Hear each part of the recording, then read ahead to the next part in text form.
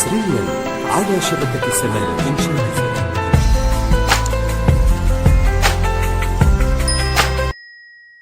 Assalamualaikum warahmatullahi wabarakatuh. Apa kabar teman-teman semua? Mudah-mudahan sehat selalu dalam lindungan Allah Subhanahu wa Ta'ala. Berbicara tentang mendidik anak dalam keluarga, pasti kita sering mendengar istilah pola asuh atau kurikulum yang harus dipersiapkan. Karena setiap orang tua yang memiliki anak bukan hanya sekedar mendidik anak atau sekedar melahirkan saja. Lebih dari itu, kita harus mempersiapkan pola asuh dan kurikulum yang akan kita terapkan kepada anak-anak kita.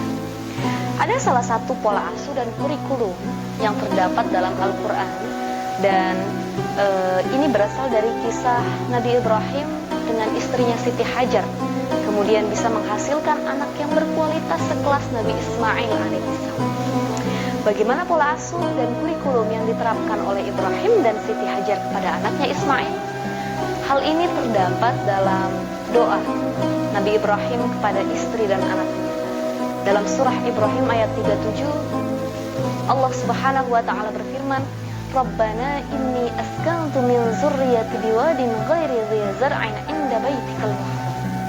Jadi kurikulum yang pertama diterapkan oleh Ibrahim kepada anaknya Ismail adalah 'inda baitikal muharram ya Rabb. Aku tempatkan anak dan istriku di tempat yang baik, inda baitikal muharram. Jadi yang bisa kita contoh, dan ini pelajaran juga buat kita ya teman-teman.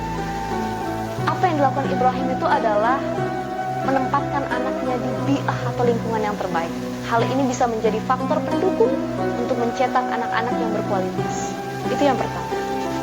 Yang kedua, pola asuh dan kurikulum yang diterapkan oleh Ibrahim kepada anaknya Ismail adalah Rabbana liyuqimus shalah.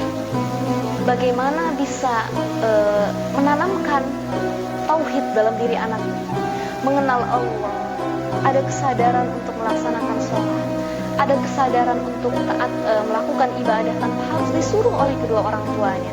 Maka yang kedua adalah kurikulum penanaman tauhid. Yang ketiga adalah faj'al af'idatan minan nasi tahwi ilaihim. Pola asuh yang ketiga yang diterapkan oleh Ibrahim kepada anaknya adalah menanamkan akhlak yang baik dalam jiwa anaknya. Jadi anak itu ketika kita tanamkan sesuatu yang baik, maka dia akan mengikuti. Jiwa anak itu kosong. Akhlak yang baik kita tanamkan, insya Allah kebaikan juga yang akan keluar dari dirinya. Jadi saya rasa ini bisa kita terapkan banget dalam kehidupan kita sehari-hari, terutama untuk ibu-ibu yang baru punya anak. Dan kurikulum terakhir yang dilakukan oleh Ibrahim serta Siti Hajar kepada anaknya adalah la'allahum yashkurun dalam doa ini.